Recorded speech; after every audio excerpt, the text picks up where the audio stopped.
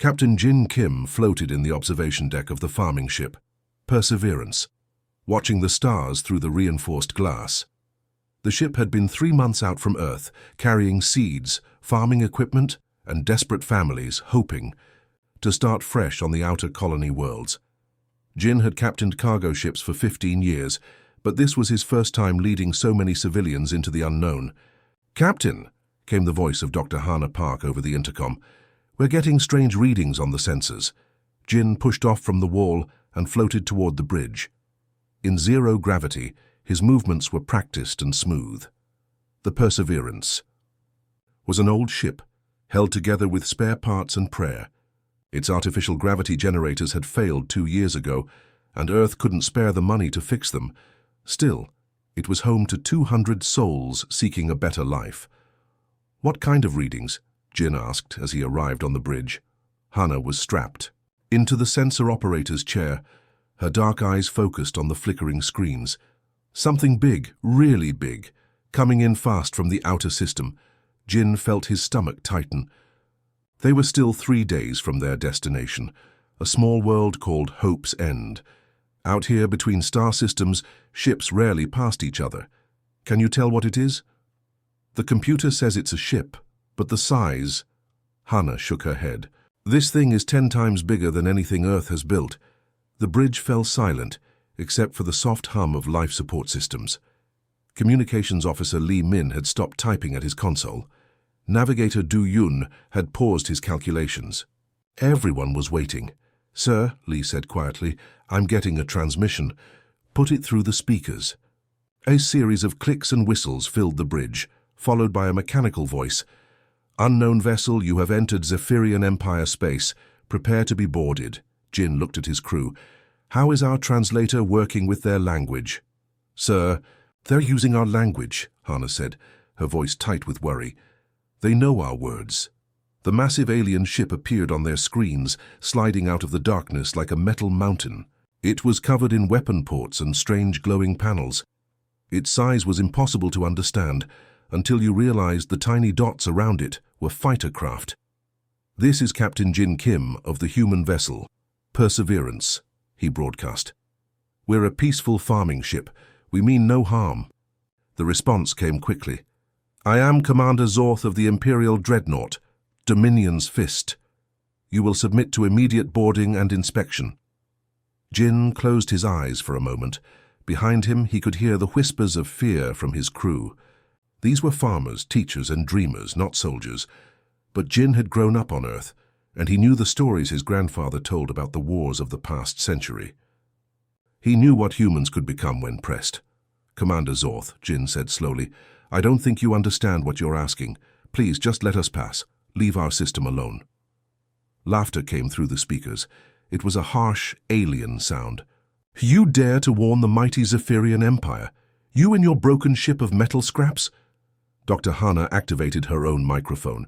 "Sir, we're just farmers going to grow food. Walk away while you can. Please." The alien commander seemed amused. "Your weapons cannot harm us. Your ship cannot outrun us. Why do you persist with empty threats?" Jin gripped the arms of his captain's chair. He remembered the stories of the Korean War, where his grandfather had fought in the mountains. Of World War III, when humans had fought with nuclear weapons rather than surrender. Of the Mars Rebellion, when colonists had held out for years against Earth's fleets. "Because," Jin said quietly, "you've never fought humans before." The alien ship moved closer. Boarding craft detached from its hull like insects from a hive. The Perseverance shuddered as tractor beams locked onto its hull. "Sir," whispered Navigator Do Yun, "what do we do?" Jin looked around at his crew. These people trusted him to keep them safe. But there was nowhere to run now. "Remember what we—" "Huh?" he told them. "We're not just farmers, we're human." The boarding craft attached to the hull with metallic clangs. Through the ship's corridors, Jin could hear the sound of cutting torches. The aliens were coming aboard. Hana reached over and took Jin's hand. "They really don't know what they're starting, do they?" Jin squeezed her hand gently. "No, they don't." Bridge doors exploded inward, and creatures in battle armor poured through. They were tall, with grey skin and multiple eyes. Their weapons hummed with alien energy, As Captain Jin raised his hands in surrender, he looked at Commander Zorth through the creature's helmet. "Last chance," he said. "You can still run." Emperor Zek stood before the massive display screen on his throne ship. The image showed a small blue and green world spinning slowly in space. Earth, the humans called it. Such a tiny planet to cause so much talk among his commanders. "Tell me again about these creatures," Zek commanded, his four eyes focusing on Admiral Voth. Admiral Voth bowed low. His grey skin rippled with nervousness. "Your Majesty, they are unlike any species we have conquered. When we captured their ship, they did not beg for mercy. They did not offer us wealth or knowledge to spare their lives." "What did they do?" Zek asked, settling back into his crystalline throne. "They warned us to stay away." Zek laughed, a sound, like breaking glass. The throne room was filled with his officers, all watching the conversation. "Warned us? These primitive creatures warned the mighty Zephyrian Empire?" "Yes, Your Majesty. The male called Jin told me stories. He spoke of something called the Korean War. He said humans fought other humans in frozen mountains for years. They lived in holes in the ground, eating snow and tree bark, but they never gave up." Zek waved a dismissive hand. "Savage behavior. What else?" Admiral Voth checked his notes. The female Dr. Hana spoke of world wars. She said humans once fought each other with weapons that could destroy entire cities. Millions died, but they still kept fighting. "Primitive animal conflicts," Zek scoffed. "Any species can destroy itself. We have conquered races that could melt planets. These humans fight with metal bullets and chemical explosives, children playing with toys." Commander Zorth, who had captured the human ship, spoke up. "Your Majesty, there was something strange about them. When we took their ship apart, we found things that didn't make sense." "Explain." "Their ship was old and broken, but it was covered in small metal plates. When we asked the human engineer about them, he laughed. He said they were kill marks." "Kill marks?" "Yes, Your Majesty. Each plate represented an enemy ship they had destroyed in battle. This farming vessel had over 30 marks." The throne room fell silent. Emperor Zek felt a small twitch of annoyance. "A farming ship?" "Yes, Your Majesty," the Captain Jin said. "It clearly. They were farmers going to start a colony." Emperor Zek stood up, his robes flowing around him. "You mean to tell me that a ship full of farmers has destroyed 30 enemy vessels?" "That is what the marks suggest, Your Majesty." "Admiral." Voth cleared his throat. "There is more. I tried to show them hollows of our great victories. The destruction of the crystal cities of Mor. The burning of the 7 sons of Vega. They were not impressed. The male Jin asked me if we had ever fought an enemy that refused to surrender." "And what did you say?" "I told him no. All species we encounter either submit or are destroyed quickly." He smiled and said, "Then you've never really been in a war?" Emperor Zek's eyes narrowed. He smiled. "Yes, Your Majesty. Both humans did. When I described how we would invade their world, they just looked sad. The female Hana said, 'You really should have listened to us.'" The throne room buzzed with nervous whispers. Commander Zorth stepped forward again. "Your Majesty, when we scanned their memories, we found images. Humans fighting in all kinds of places. In space, underwater, in burning cities, in frozen wasteland. All species fight," Zek said impatiently. "Yes, Your Majesty, but these humans, they never stopped. Even when they were losing, even when they were outnumbered, they would continue fighting until every last one was dead." Admiral Voth nodded. "The male Jin showed me a picture from his family album. His grandfather," he said. "The man was standing in a crater wearing a torn uniform. He was smiling." Jin said the photo was taken after his unit had been attacked by 10 enemy divisions. His grandfather was the only survivor. And he was still fighting, alone, for 3 more days until reinforcements arrived. Emperor Zek felt something he had not experienced in decades: uncertainty. He dismissed it quickly. "Enough, these are just stories. Their weapons are primitive, their ships are slow, their defenses are pathetic." He turned to address the room. "Prepare the invasion fleet. 500 ships should be more than enough to crush this Earth. Admiral Voth bowed. "Yes, Your Majesty." As the officers filed out to prepare, Commander Zorth lingered. "Your Majesty." "Yes?" "The humans. They asked me to deliver a message." "What message?" "They said to tell you that they're sorry it had to end this way. They said humans never start fights, but they always finish them." Emperor Zek stared at the image of Earth on the display. "Such a small world, such insignificant creatures, Your Majesty." Zorth pressed. "Nothing, just primitive bluster. Order the fleet to proceed." As Zorth left, Zek remained alone with the image of the blue planet. The humans had seemed so calm when they were captured. Too calm. He shook his head. 500 ships would be enough. They always were. The Zephyrian fleet dropped out of hyperspace like a storm of metal and death. 500 massive warships appeared in the darkness beyond Earth's moon, their hulls gleaming with alien energy. Emperor Zek watched from his throne ship as the planet hung before them, a small blue marble that had dared to defy his empire. "Sir," reported Navigator Krex, "we are detecting ships." "How many?" Admiral Voth asked from beside the throne. 50, all moving to intercept us." Emperor Zek laughed, the sound echoing through the command center. 50 ships against our 500? These humans are more foolish than I thought." But something bothered Admiral Voth. "Sir, how did they know we were coming?" Our approach was silent. On Earth, Commander Jun Park floated in the command center of the defense station. Around him, screens showed the enemy fleet growing larger. His ships were small and old, mix of military vessels and converted civilian craft. Earth had never been ready for this kind of fight. "All ships, this is command," June spoke into his microphone. "Remember what we fight for. Our families, our children, our home." Captain Kim in the destroyer Spirit responded first. "We're ready, Commander." Pilot Yuki Sato checked her fighter's weapons one more time. The small craft was barely more than an engine with guns attached. Around her, 49 other fighters floated in formation, their pilots silent and focused. "This is Commander June to all units," came the voice over the radio. "They want to take our world. Show them why that was a mistake." The Zephyrian fleet moved forward like a wall of death. Emperor Zek watched the human ships approach. They were so small. Some looked like cargo ships with weapons bolted on. Others were clearly mining vessels from the asteroid belt. "Fire at will," Zek commanded. The space between the fleets lit up.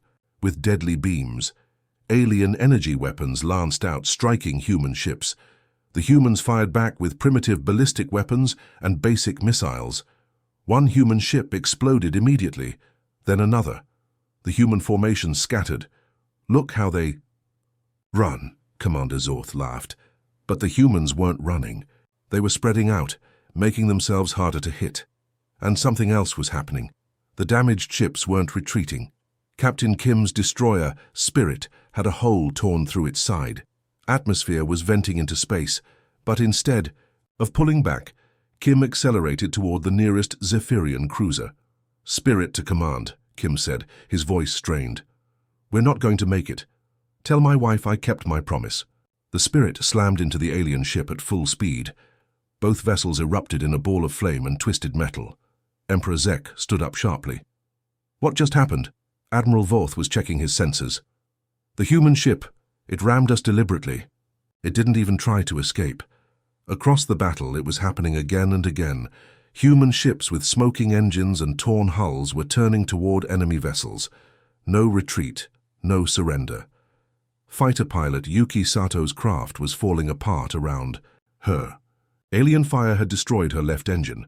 Her life support was failing, but her target was right there, a massive alien battleship. "This is for my brother," she screamed, pushing her fighter's throttle to maximum. The Zephyrians watched in horror as the tiny human fighter crashed into their ship's bridge. The explosion was small, but it took out the battleship's command center. "Sir," reported a nervous Zephyrian officer, "the humans aren't launching escape pods." Emperor Zek stared at the battle displays. He had conquered 1,000 worlds. Always when ships were damaged, crews would abandon them. It was basic survival. "They're staying with their ships," Admiral Voth said in disbelief. "They're dying with them." Commander June watched his fleet being destroyed. 30 ships gone in the first 5 minutes. But they had taken 12 alien vessels with them. The math was simple and terrible. "All remaining ships," he broadcast. "You know what to do." Captain Lee Han's cargo ship, Harmony, had been converted into a missile platform.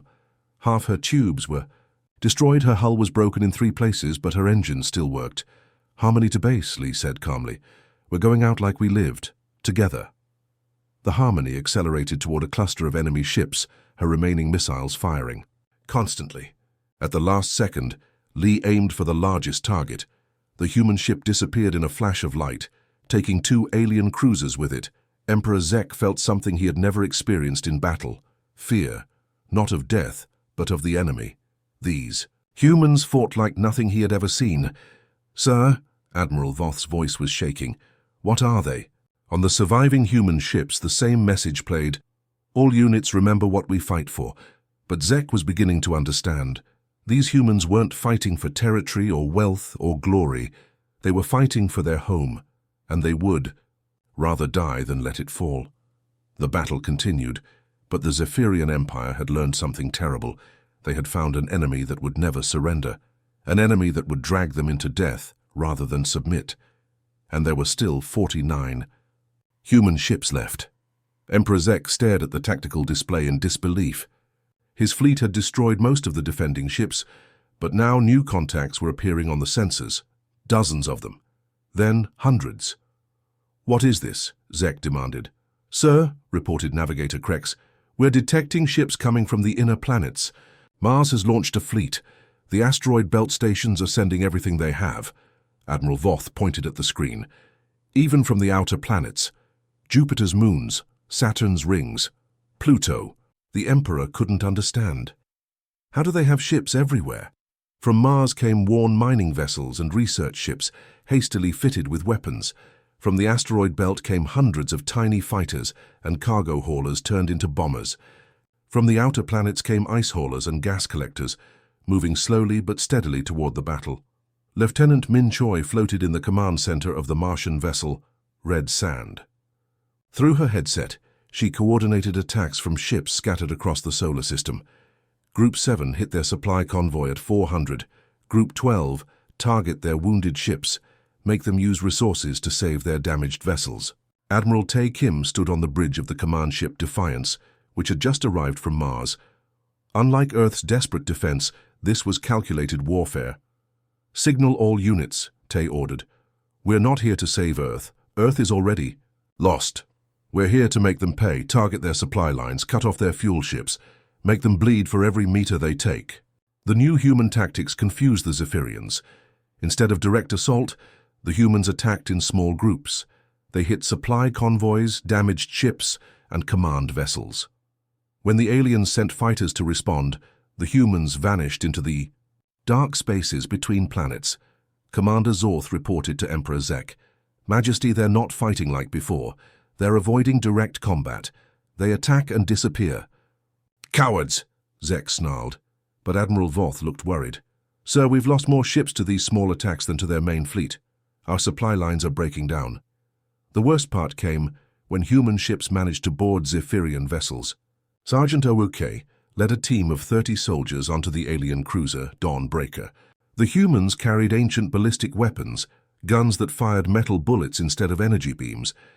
The Zephyrian crew met them with advanced plasma rifles and energy shields, but something was wrong. The humans didn't seem afraid. "Forward." UK commanded quietly. His team moved through the ship's corridors like flowing water. When aliens appeared, the humans didn't take cover. They walked forward, firing constantly, stepping over their own dead to keep advancing. Zephyrian soldier Kex watched in horror as human bullets tore through the ship's walls. The humans didn't care that they were damaging the vessel they were on. They didn't care that their weapons might cause explosions in the life support systems. "They're going to kill us all," Kex screamed in his own language. Sergeant Uki heard the tone and smiled grimly. "Good," he said to his team. "They're starting to understand." Room by room the humans fought. Every doorway became a battle, every corridor filled with smoke and blood. The Zephyrians had better weapons, but the humans had something else. They simply refused to stop. Private Minyu took 3 plasma blasts in the chest. As she fell, she pulled the pins from her grenades and threw them into the next room. Captain Jisoo Song, bleeding from multiple wounds, continued firing even as alien. Energy weapons burned through her armor. "Keep moving," she shouted. "They can't have this ship." When the fighting was over, both crews were mostly dead, but the humans had taken the Zephyrian vessel. Emperor Zek received reports from across his fleet. Boarding actions, supply lines. "Cut!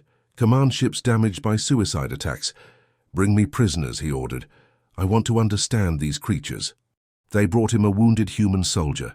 Half his face was burned, his left arm was missing, but he looked at the Emperor with clear eyes. "Why?" Zek asked through the translator. "Why do you fight when you cannot win?" The human coughed up blood. When he spoke, his voice was steady. "You should have run when we warned you." "Run?" Zek laughed. "We have conquered 1,000 worlds."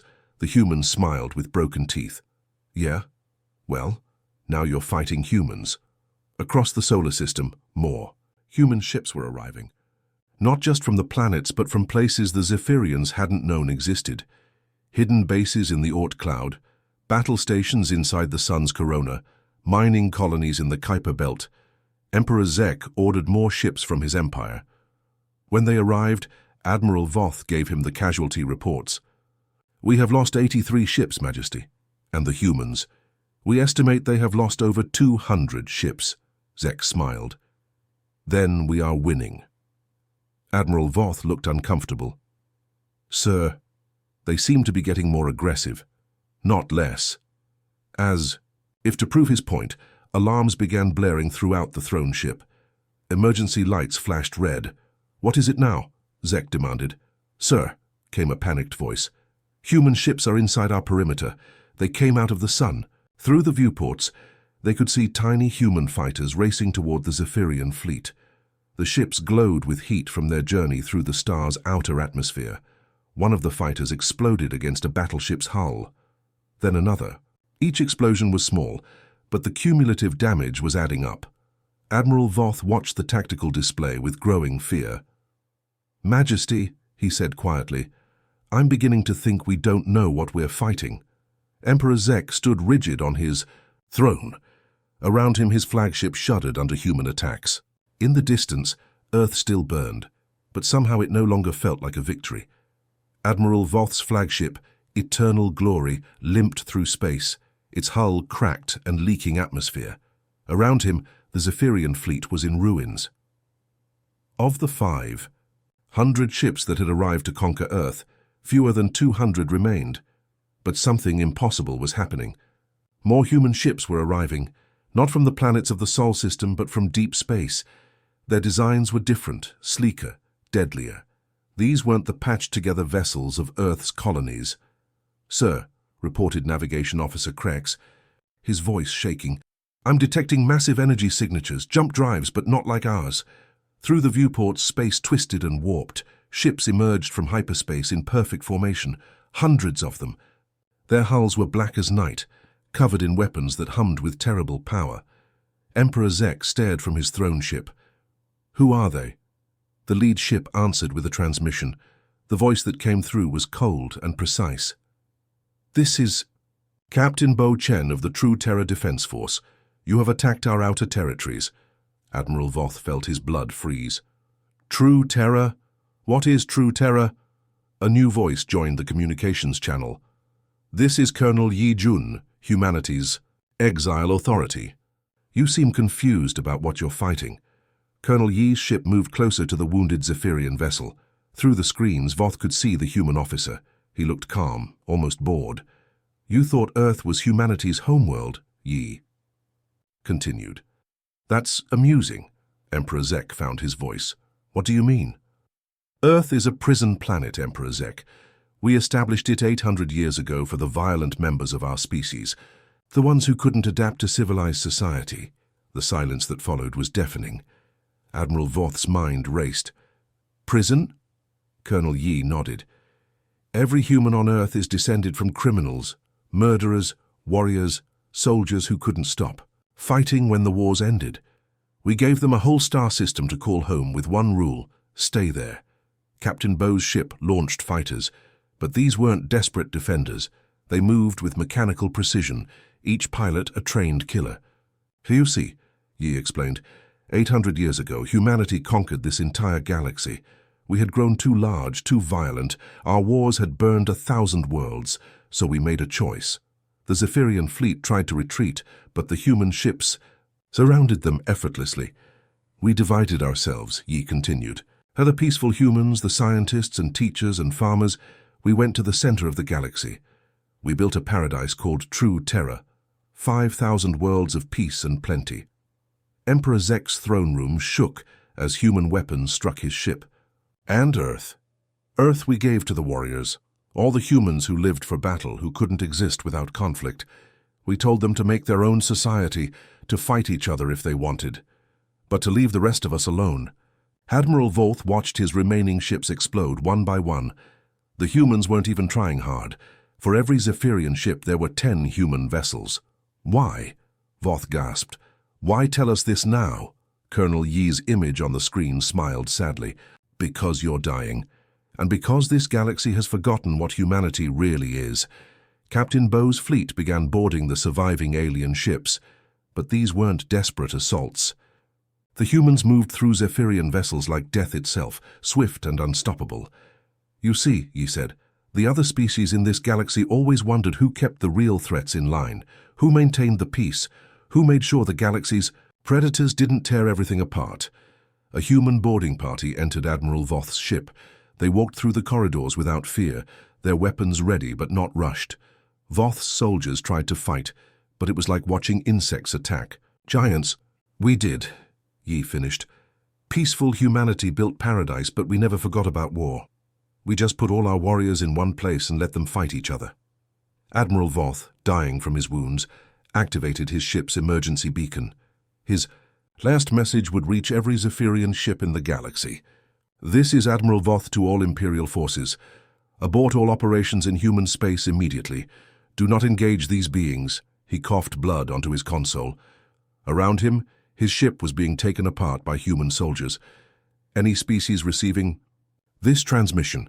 If you encounter humans, any humans at all, obey their warning. Run, do not fight them. They are not the prey we thought. They are the predators the galaxy has always feared." The message cut off as Voth's ship exploded. Across the galaxy, species that had lived in the shadows for millennia finally understood. Humanity wasn't just another spacefaring race. They were the reason the galaxy was safe. They were the guardians, who kept the darkness at bay. And Earth? Earth was just where they kept their most dangerous weapons.